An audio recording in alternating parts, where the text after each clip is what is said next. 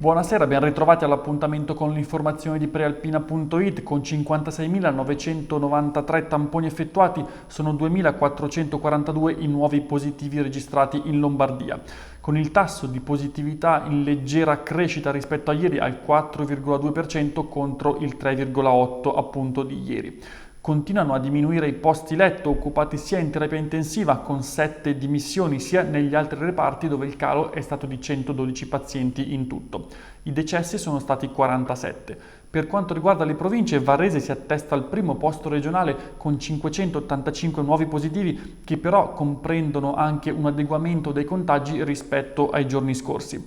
Seguono poi Milano a 504 e Brescia a 279, e maggiori approfondimenti sull'andamento della pandemia in regione saranno disponibili sul giornale di domani, sui supporti digitali e in edicola.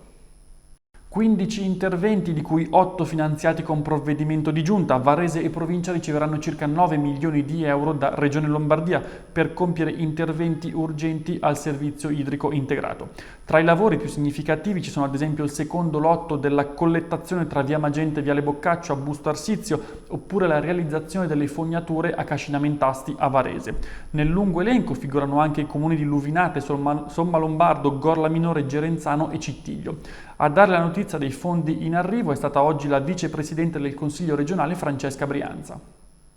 Spostiamoci ora a Cedrate, dove l'asfalto ha ceduto provocando una voragine in mezzo alla strada. Tutti i dettagli nel servizio realizzato da Elisa Ranzetta. L'asfalto ha ceduto lunedì in piazza San Giorgio a Cedrate. Con esso è sprofondata anche la porzione di terreno sottostante. Gli operai si sono già messi al lavoro per risanare il danno, che pur non bloccando completamente il passaggio crea comunque qualche disagio soprattutto ai mezzi in arrivo da via Fiume. Ma il cantiere che in questi giorni interessa la rete fognaria nel centro del rione non è l'unico ai nastri di partenza in piazza.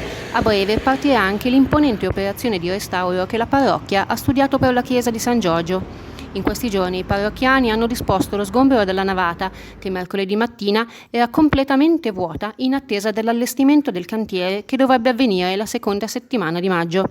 Si tratta del primo grande intervento di restauro che viene eseguito sulla struttura settecentesca. Servirà a riportare allo splendore originale la volta.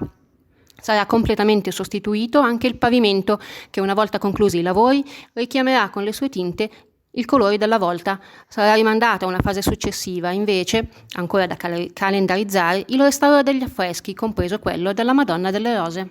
Nell'anno del centenario della nascita è previsto un ricco calendario per celebrare Felice Musazzi, attore, regista e fondatore insieme a Tony Barlocco della compagnia teatrale I Legnanesi, e fu proprio lui a creare la maschera della Teresa.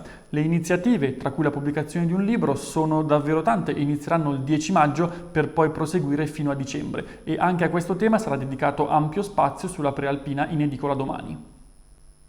Chiudiamo con lo sport, calcio, Serie D. Nel recupero a Vado Ligure il Città di Varese ha conquistato 3 punti preziosi in chiave salvezza.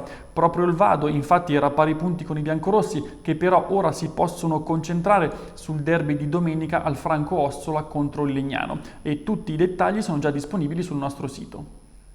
Questa era l'ultima notizia, l'appuntamento con l'informazione di prealpina.it torna come sempre domani alle 13, una buona serata.